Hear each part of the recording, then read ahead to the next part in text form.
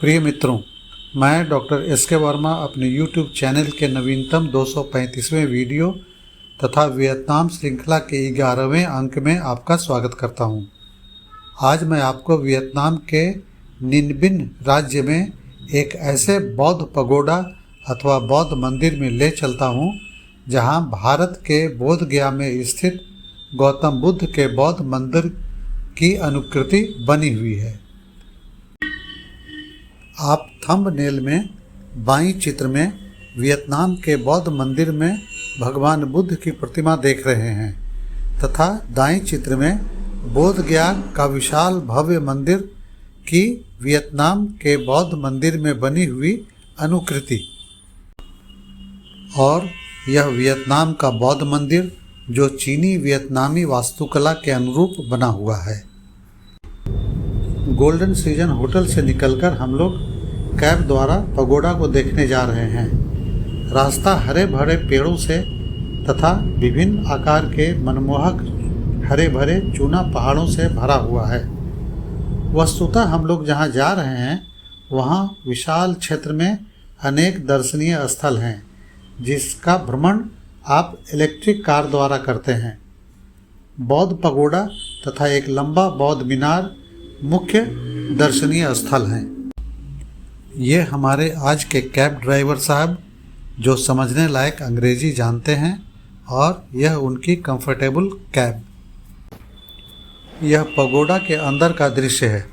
Vietnam के इस बौद्ध पगोडा को वियतनामी भाषा में बाई दिन पगोडा कहते हैं।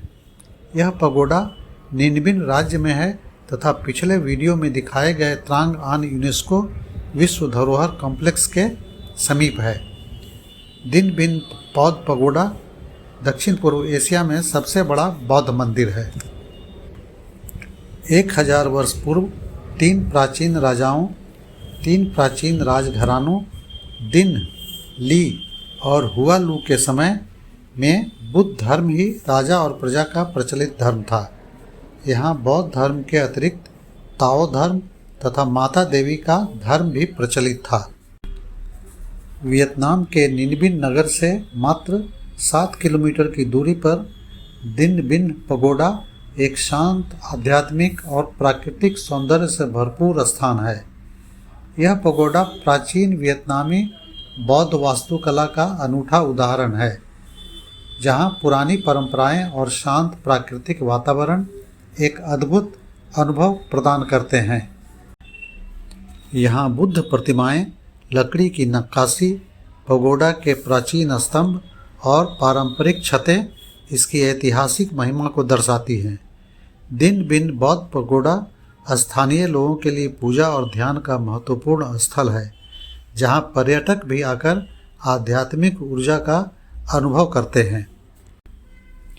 इसी परिसर में एक पहाड़ के सुसज्जित गुफा में भगवान बुद्ध की प्रतिमा के अलावा ताओ धर्म तथा स्थानीय अन्य धर्मों की प्रतिमाएं रखी गई हैं। गुफा की लंबाई, चौड़ाई और ऊंचाई को देखिए। यहाँ की स्वच्छता और सुंदरता का अनुभव कीजिए। रास्ता भी स्वच्छ और समतल है। यह बेल टावर है, एक अष्टकोणीय पगोडा।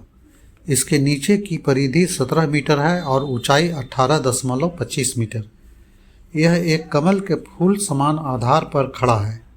अंदर में एक ब्रॉन्ज का कांसे का 36 टन का घंटा है। इस स्तूप नुमा पगोडा में भगवान बुद्ध के अवशेष रखे हुए हैं और उनकी पूजा की जाती है।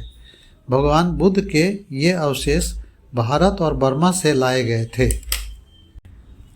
इसी परिसर में एक अन्य स्थान पर दीवार पर ओम लिखा हुआ है। यह शायद संस्कृत वियतनामी मिली जुली भाषा में कुछ लिखा है। मेरे किसी मित्र को पता हो तब बताएंगे।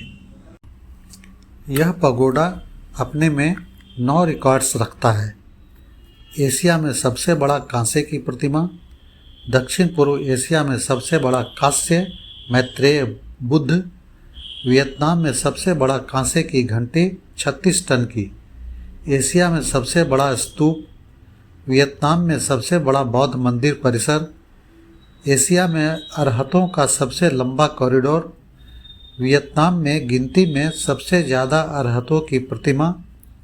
वियतनाम में सबसे बड़ा मोती कुआं पर्ल वेल। वियतनाम में सबसे ज़्यादा बोधि वृक्ष। मित्रों, प्राकृतिक सुंदरता, शांति और सांस्कृतिक धरोहर, इन तीनों का अनूठा संगम दिन बिन बौद्ध पगोडा को वियतनाम की यात्रा का एक यादगार स्थान बनाता है। मित्रों, वियतनाम के एक प्रमुख और प्रसिद्ध बौद्ध मंदिर की यात्रा मैं यहीं समाप्त करता हूं, लेकिन आप मेरे साथ बने रहिए, मुझे फॉलो करते रहिए।